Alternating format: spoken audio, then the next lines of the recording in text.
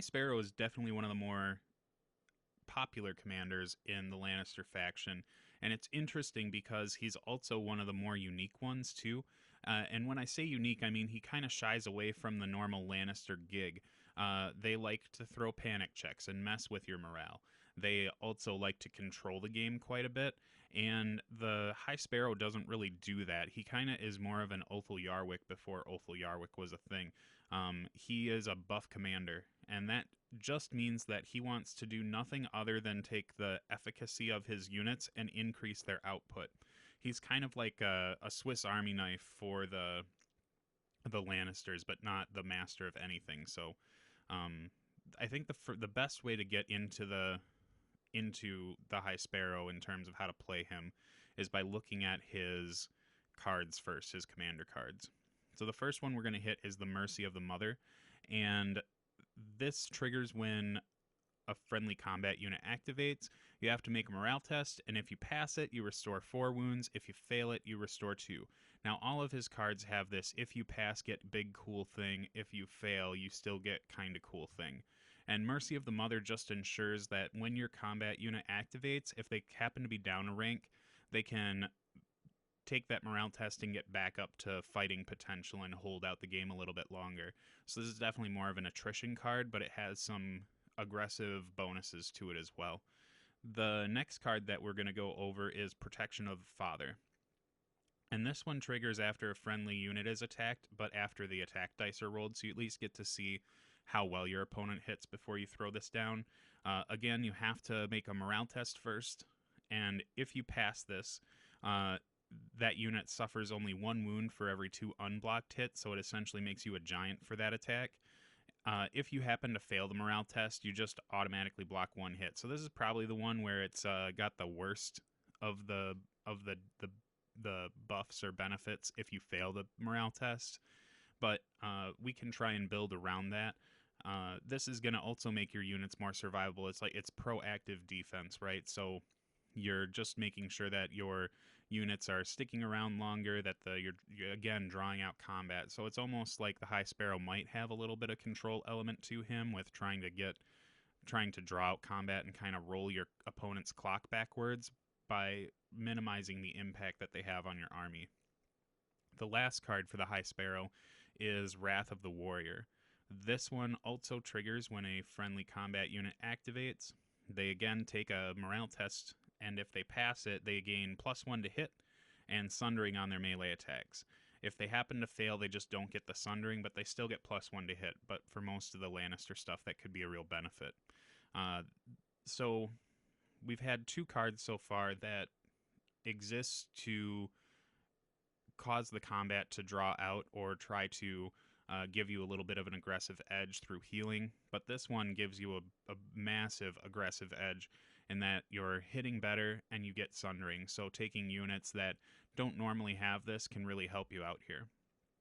The other thing that the High Sparrow brings to the table is that he is a Commander NCU, so for no points you get his Unwavering Conviction ability, and it's just an influence that when it's influencing a unit, they gain +2 to their morale checks.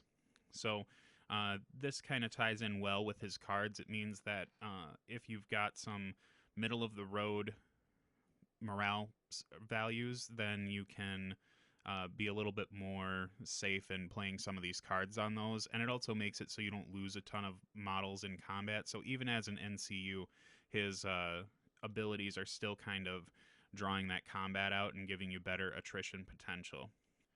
When it comes to building a High Sparrow list, we do have a lot of options, or well, 2 options with this Faith Militant build, which is just kind of loading up on a lot of the units that have released within the last, 6 months or so that it really gear themselves towards getting Faith tokens. So the first unit that I'm going to be adding to this list is the Warrior's Sons, and they're 8 points, which I know is quite a bit. But when you've got the High Sparrow, the point value doesn't seem so bad because you're going to be stacking Faith tokens. Not so much on demand, but it's going to be a lot easier. So doing something like charging the Warrior Sons in and having Wrath of the Warrior on them means that they're going to be able to get sundering right away.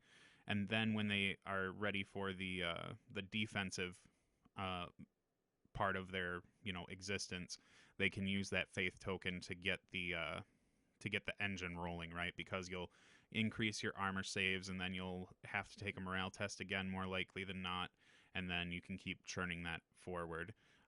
You can also put the protection of the father on them, and then that's going to allow them to block a lot of hits, not take a lot of wounds, and then have a faith token for when they want to go aggressive next turn. So I don't think that the Warrior Sons are a bad call in this list. In general, I think 8 points is a little bit high for them. I think they could afford to come down to 7, because even when they've started using their faith tokens, they don't feel like an 8-point unit. Their their combat decay is also a little more sharp than what I would expect for an 8-point unit. So I'm not trying to be a downer on the Warrior Sons, but I think the High Sparrow is really the best place for them to be right now, especially now since like Blackguard are out and Tywin doesn't really need the Warrior Sons to bunker in anymore. So for attachments on this unit, I decided to add Preston Greenfield on this one because the High Sparrow likes getting access to his cards quickly. So if we can grab the Crown Zone early, which we usually should be able to unless our opponent decides to try and block us from it, but based on the rest of the list, I don't think our opponent's going to want to do that unless they have an NCU that can exchange the abilities of the tactics board. But with Preston Greenfield, we're going to be able to activate these guys multiple times and kind of create a mini card draw engine. It is 9 points to sink into it, which is kind of harsh, but I think that this package in the High Sparrow is really powerful, and you could always take out the Kingsguard if you don't feel like going for the Crown Zone with this list and turn him into something else, or just position your points elsewhere. The next thing I want to add to this list, and I didn't want to tip my hand on this one so early, but I think I do to explain my last choice, and that's going to be that I'm adding in 3 units of Poor Fellows. So the Poor Fellows are really cheap, and they have a really terrible save, but their morale is a 3+, so they're really not... It's really hard to one-shot these guys unless your opponent's putting like a cav unit into them with Lance, or they're putting like Berserkers or something in. Like Great Axes are different. They would just melt these guys. But they have a decent move value. Their attack profile is not that much different from the Warrior Sons, which is another reason why I have a problem with Warrior Sons in general. But they have 2 other abilities that they bring with them that are pretty legit. So Reinforcements is great, especially when we're trying to kind of build off this this endurance type list. We're blocking a lot of hits, we're healing a ton of wounds, so if we're taking the coin on the tactic zone, we should be able to make it so that when we activate these guys, they're healing 3 bodies back all the time if they've taken any hits. Their Fanatical Zeal ability is their faith token deal, and I think that in my experience when I've played Poor Fellows, people seem to go after them because they think that they're just this 6+ save unit that they can whittle down over a couple turns or maybe even take out in one shot. But I think it's hard for people to get their heads wrapped around how much these guys stick around. It's not quite like the conscripts. I think people kind of compare them a lot when they're thinking about them. They're a cheap unit with reinforcements. Of course, they're just conscripts, but they hang out for a long time, and they that Fanatical Zeal, those tokens can stack up real fast. I think the most I've ever had was 4 tokens on one unit at a time because the person I was playing into just kept pounding into them and couldn't get rid of them because I was either healing them back with the coin and then having reinforcements go, or Mercy of the Mother was just doing a ton of work for me. So Fanatical Zeal is kind of like, it's not their main damage dealer, but it's just something to help push them over the top in damage dealing. So they when they expend their token when they attack, and they can do D3+1 wounds in addition to whatever else they do. So you're able to take out dogs really easily. You're able to get wounds onto giants real well because you kind of bypass their saves. And giants aren't going to want to get stuck in with combat with these either because they're taking out minimal amounts of Poor Fellows And Giants really do want to go into something with a better armor save, so they're kind of getting a benefit. But if you've just got a 6+ armor save, that's really not that great. Think of something like Sworn Brothers coming into these. They might be able to get lucky on the crit blows, but they're really they're pointed for going after bigger things that they can get a lot of work out of sundering. And with this unit, they just can't. They're just stuck there. It's really important to also note that Fanatical Zeal deals the equal amount of wounds back to the Poor Fellows unit. And it isn't a huge deal because reinforcements can help buff that up a lot, but it is really important to pay attention to because you could be like some people who have been filming battle reports and completely forget to do that over the course of the round, but honestly it didn't really affect the outcome of the game all that much, so stay tuned for that next kerfuffle. So again, 3 units are coming with me with this one. We've got a lot of activations already in this list. Sometimes this is even more activations than what a normal Lannister list would have in general. Maybe a couple more. I'm not trying to shortchange the elite Lannister lists. But I do have room for one attachment in here, and I think I've kind of gone back and forth on tinkering with the list to fit more of these in because I think they're the best attachment for this unit that the Lannisters have available to them, and that's the Assault Veteran. So there's one Assault Veteran in one of these 3 units, and they just bring the order Hold the Line. So if they begin their turn engaged, they get +1 to hit and +2 dice that turn.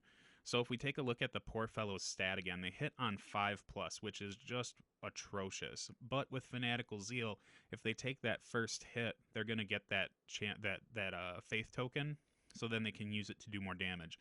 With that, they're also going to be engaged when they start their activation if I'm trying to use them as bait pieces for the next turn. And that ends up pushing us to hitting on 4s, and then we roll 9 dice at full ranks, 7 dice at second, and then 5 dice at the last one. That's a lot of damage potential for this unit when people aren't really respecting it. And if we go back to the High Sparrows cards, we look at Wrath of the Warrior. If they pass their morale test, which they more likely than not will, they end up getting an additional +1 to hit, and then they end up getting Sundering on top of that. So I think that the way that the triggers end up working out, it might not completely work, but the Hold the Line order doesn't really have a trigger per se. It's like if it began its turn engaged, which I guess is a trigger, but then the trigger for the High Sparrow is when they activate. So I'm not sure if this is a conflicting trigger or not. It feels like it would be the same one, but recently I've just been playing it as they're 2 different triggers because I just don't know. This is a tough one for me. Whenever it comes to these in between the lines triggers, it really kind of just gets difficult for me to translate these properly, and kind of is one of the other issues that I have with the game at current is that I feel like triggers are too spread out and there's too many. Like, I think they really need to lean these down. Like, why couldn't it just be why couldn't Hold the Line just be when this unit activates if it's engaged? You know, that would be an easy one for me to pass off, as this is the same trigger. So I'm going to get off my soapbox on the confusion of triggers, but for right now I play Wrath of the Warrior as though it stacks with Hold the Line. So then we're hitting on 3s, and we're also having Sundering on that. Now this unit gets really dangerous at that point. They're getting better than Warrior Sons because we still even have Fanatical Zeal on top of that, to where whatever damage we're doing with those attacks, we're also going to be getting that D3 +1 wounds on top of that. So this unit gets really killy really fast, and they should be able to hold their ranks up well since they have reinforcements backing them up. So we have room for one more combat unit, and for that one I'm bringing the Knights of Casterly Rock. So if you're paying attention to kind of the morale stats in this list, the Warrior Sons don't really benefit from Unwavering Conviction from the High Sparrow, nor do the Poor Fellows, because they're going to fail on double ones no matter what. So bringing in at least one unit that can get some benefit from the High Sparrow's influence is going to make things a lot easier for us. It's going to feel a lot more synergistic. And the Knights of Casterly Rock have that 6+ morale stat, so they don't come with a bad one. It's just that 4+ is a lot better. and Lannister supremacy starts going off more, and you've got a unit then that you can start utilizing some of the base Lannister panic cards like Hear Me Roar or Fealty to the Crown. Or, well, Fealty to the Crown you can't utilize because it's on an infantry unit, but um, I think that there's a lot of benefit to doing that. I think you could also bring something like the Mountains Men, because they also have a lot of combat output and they don't mind getting Sundering and +1 to hit. But for me, the Knights just have a lot of forward threat and can take care of things before they become a problem. So they really fit into this idea that the High Sparrow is really trying to control combat through attrition, whether that's taking pieces or just enduring them. So the Knights of Casterly Rock are just kind of a no-brainer for me with this list. So I've got a lot of units that have a decent morale stat. That brings us up to 5 combat activations, which is pretty good for a Lannister list, and usually you have to sacrifice something somewhere, but we're also able to take 3 NCUs because the High Sparrow is, he's free, so we don't have to worry about him. For the first NCU that I decided to take, it was Tyrion Lannister. Having the manipulation with the cards twice can be helpful. It can you kind of take it when your opponent's up against the ropes and they have a few cards in their hand, because usually when someone's not, when they're sitting on low cards, they're kind of like holding on to those, hoping that they can get themselves out of a sticky situation with them. So having Tyrion Lannister just means that you can, when you need to, pop those out of their hand and take away options. It's just the High Sparrow doesn't bring a lot of control, so having some of those control elements within your NCU lists helps out quite a bit with him. The biggest reason why I'm taking Tyrion Lannister, though, is because the High Sparrow loves cards. He's going to burn through those things so fast. With Preston Greenfield and Tyrion Lannister, every time I play the High Sparrow, I burn through his deck because I'm just playing cards constantly. The triggers are coming up more often, and with Poor Fellows, you're even triggering off Lannister Pays His Debts, and that card can be really crucial for this army to get, because if the Poor Fellows aren't getting the bonuses that they want to do better combat, they need the Vulnerable and Panic to try and get some extra wounds across to the enemies. So definitely a card I wouldn't just pitch willy-nilly if you were playing this list. That only leaves us with 3 points left over, and that gives us Pycelle. So again, Pycelle gives us a little bit more combat control just with the weaken token. A 3-point NCU is great because now we're up to 8 activations in this list, and that's something to be threatened by against when you're playing against this list. People just you have so much more to do than they do. Like, you have tons of NCUs to flood the board and take activations out to force them to do things. And if they happen to have 3 NCUs as well and get the drop on you, your Poor Fellow activations, you can usually have one that's not really that important. And that allows your 2 big units, your Warrior Sons and your Knights of Casterly Rock, to go last and do what they want to when the positioning is right. Usually you can storm out most non-free folk players with this list in terms of activations and making them make bad decisions. One of the things that you can do, and this is also if the hold the line order doesn't go the way that I've been doing it, you can take out the Assault Captain and or Assault Veteran and add in a 4-point NCU instead of Pycelle. One of the things that I found a lot of success with when I wasn't using the Assault Veteran was Varus. So again, Lannisters enjoy controlling the game. Their deck enjoys controlling the game, but the High Sparrow doesn't really do it in a direct fashion. He kind of does it through this attrition idea, right?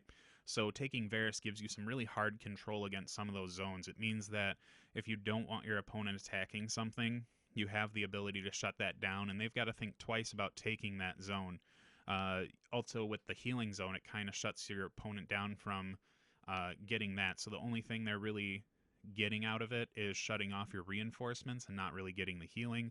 Plus, there are some NCUs that can just be frustrating to deal with, so you can at least turn them off. Like, think of someone like Catelyn Stark, shutting off her abilities so that you don't have to worry about the attrition being swung against you is another powerful thing for them. So I don't know how the timing thing is going to work out. I'm still really like up in the air on this one, but I do believe that this list is extremely powerful, and the High Sparrow has tons of game, and I think that a lot of Lannister players already know this, but I don't think there are a lot of people who really respect the poor fellows the way that you should. I think when people talk about them, they really bring up this idea of, oh, this is a way for Lannisters to get auto wounds out there.